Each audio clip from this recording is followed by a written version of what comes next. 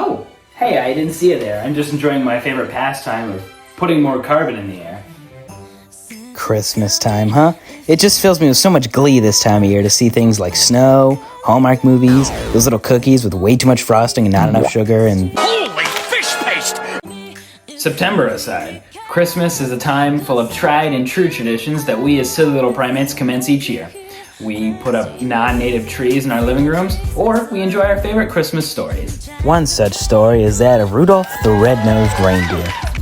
Yeah, I'm gonna ruin it. That's why I'm here. I'm sorry.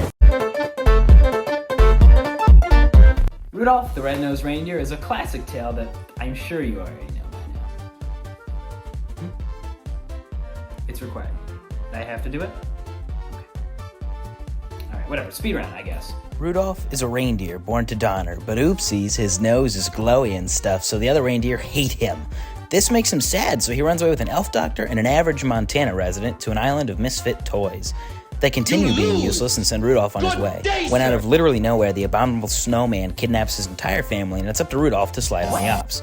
He saves the day and uses his nose to help Santa, which is like, dude, you're magic. Like, just make the storm dissipate. Like, anyway, the end.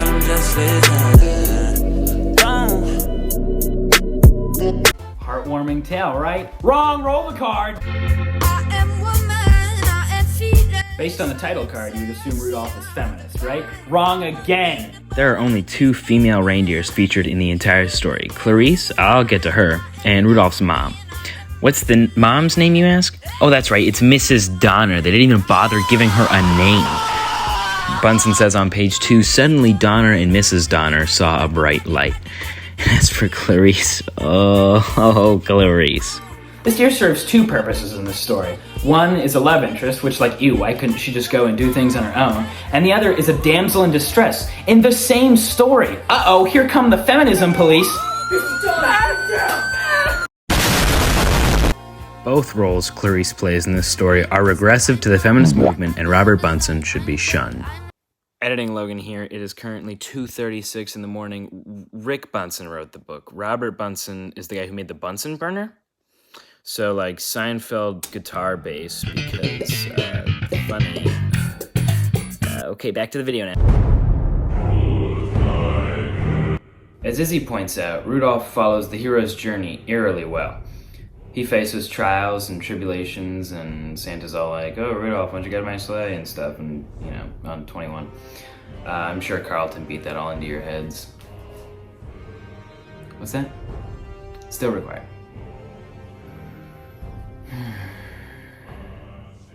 A hero's journey is one in which the hero is called to action and resists. This can be seen at the start of the story when Rudolph refuses to accept that he's a freak. But haters gonna hate, so he enters a strange new world in the Isle of Misfit Toys, and eventually he faces his greatest battle with the Abominable, and leads Santa's sleigh, which is a return to normalcy.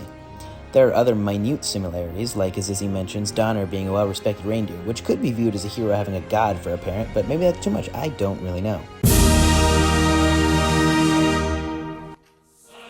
Oh yeah, here it is. Hold on to your eggnog, because the most famous reindeer of all is a communist.